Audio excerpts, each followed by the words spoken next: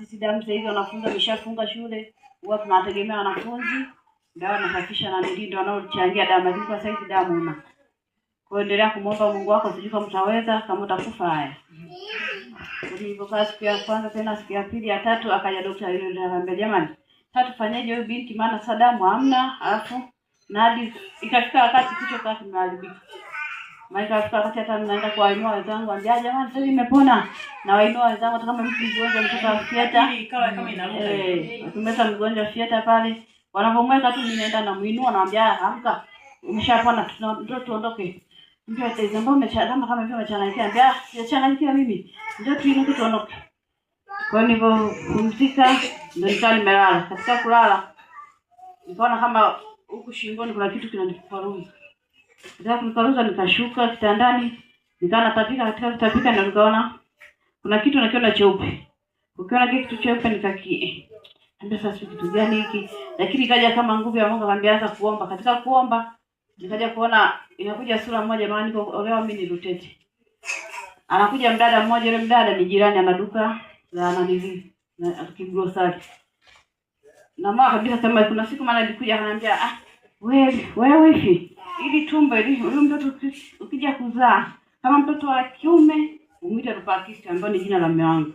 Kama wa kike utamuita jina Ndihesia. Baadaye nikaambia sasa, mbona huyu hivi sina hata mazoea naye? Ameanzaje kuniambia mimi mtoto nikizaa mtoto inakuja sasa hospitalini kwa sasa. Kabla hapo kwanza alinipa soda, akaambia hivi chukua Pepsi, maana akawa ameniita nikaenda sokoni nikanunua mboga, akaambia hivi watu wako kwenye mazingira ya kawaida. Kwenye mazingira ya kawaida. Akanipa hiyo soda, hivi chukua soda hii. Maana nyinyi watu kama hajaza nyinyi atakiwa mbaga mnakunywa nini? Soda. Basi mimi kweli nikachukua tu nikapokea, nisijue kama na kitu labda yana amenenea. Katika kuchukua soda ile nikarudi nayo nyumbani. Ila mwenzangu sikumwambia. Ndio hiyo siku ya pili akaniambia, "Huyu mtoto kija kujifungua mtoto utamuita Ndihesia." Akanishika tumbo kama wa kike. Ndio kama wa kike utamuita Ndihesia, kama wa kiume utamuita Rupakisi. Kuna mdogo wangu Rutete. Ndo wapi? Ukitoka kwa mnenda Itula. Shirika. Basi kuna mafundi hivi. Nikalidi nikamwambia kuna mdogo wangu tunasaidiana kazi za shambani, akaniambia mwenzie yule nani Ndihesia, sijaelewa, sina mazoea naye. Kuna siku amenipa soda. Alafu tena sasa ananiambia anashika tu, anambia mtoto kama atakuja kuzaliwa mwite Ndihesia au Rupakisi. Anambia wewe tena mtu mbaya. Maana kama mnakumbuka kuna siku yule mdada alikuwa anasuka nywele ushirika, akaambia kuna pochi, alikuwa na pochi lakini katika kusuka nywele akasahau pochi yake. Kuna nyoka akatoka kwenye pochi, akawa anaomba maji ya kunywa. Ndio huyo. Akaambia amjaisikia kivitu kwa ushirika kama jaje huko. Nikamwambia kwa kweli sijaisikia. Akaambia kama ulisikia pochi hivi lakini pochi kuna nyoka. Ambia ni katika alivyokuwa ameshika pochi hivi. Akawa ameisahau saluni anavosuka nywele. Sio kanua kitu gani, baadaye kurudi ile pochi ikajifunguka. Ikatoka nyoka, anambia naomba maji ya kunywa. Nipana mambo ile. Nyoka anaongea. Anaomba mtu wa saluni, anambia naomba maji ya kunywa. Ambia ukisikia kama ile isikia ndio huyo mdada, maana yule anambia yule mwenye saluni amechukua ile nyoka akachukua tu ile pochi akaidubukiza kwenye jaba. Lakini kitendo cha jaba maji yote hamna. Na yule ndo akanakimbia na kuja akajua kabisa kuna kitu chake amekisahau. Kama amesahau kitu chake. Ndio fika tu pale akachukua ile pochi akaondoka, lakini alipigwa sana ushirika, amkusikia, ngambia hapana, labda utashangaa kipindi hicho wakati mimi sipo. Kaambia basi ndio hivyo, tunatakiwa tumuombe sana Mungu. Anaonekana ni mtu lakini ni jini. Ni jini, anaweza kukaa kwenye mazingira tofauti. Basi baadaye nilivyo Rufaa ndio nitaka kule Meta. Nilivyoota sasa nilivyotapika ile nyola la kuku nikaanza kuomba. Ndio inakuja kabisa. Nasikia tu sisi tumekaa hapa. Baba anasema kuna mtu yupo Rufaa, yupo Meta. Inabidi tumuombe saa hii kwa ibada. Anatapika nini? Manyoya. Ilikuwa Jumapili moja. Sasa eti nilikuwa nitapika manyoya. Ndio maana hata nilipotoka niliomba pale ndio.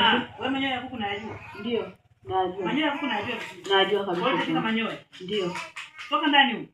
Ndio maana kuna kitu kilikuwa inanikwaruza hapa shingoni. Okay.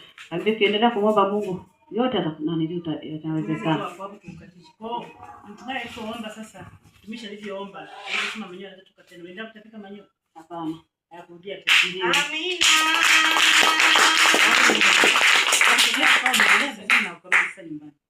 Hakikisha mguu wako unafika Mtete. Hata mkifika saa 2 usiku hakikisha mmefika Mtete, mtaendea sawa. Kwa hiyo nilifika Mtete kule, nashangaa hapa majirani ambao walikuwa wanachota hata maji kwangu pale wameacha hawajichota maji.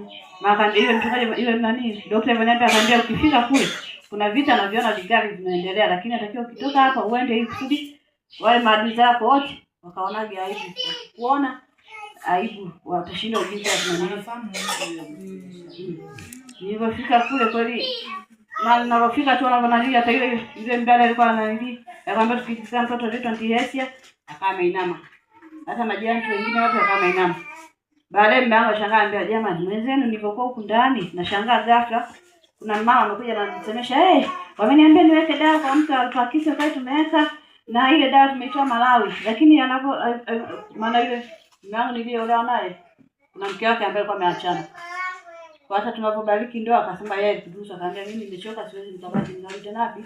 Kwenye hiyo ndio kama tao mke mwingine awali ili mradi ananilea watoto wangu. Ambia lakini alipokuwa anamwacha mume wake alijua mume wake mbaya. Lakini alipoenda Malawi ni kitu nimshauri aende Malawi. Ameenda mwenyewe Malawi kaenda kuchukua dawa. Na kweli mimi dawa alinipa niweke bombani, lakini anaponisindilia kama mimi niliweka mimi nilipata hizo dawa Malawi. Bali natoka hapo ndo nilipokaa kama hospitali Mtete nitarudi nyumbani. Okay. Kwa ufupi unaendelea vizuri na umepona. Ndio namshukuru Mungu ninapona. Ndio. Ndio. Nasema shida tu maziwa sasa ndio hayatoki, maana nani maziwa mtoto sio mengi. Hayatoki. Yanatoka kidogo. Na nionyesha mtoto na mtoto kidogo ni sawa. Sasa mimi kama hayatoki si ule ni mtu mnampa maziwa mbadala ya kunywa. Mwanzo nilikuwa nampa nini? Nampa kopo. Ndio kwa hiyo ameanza ukamwa hapa. Ndio.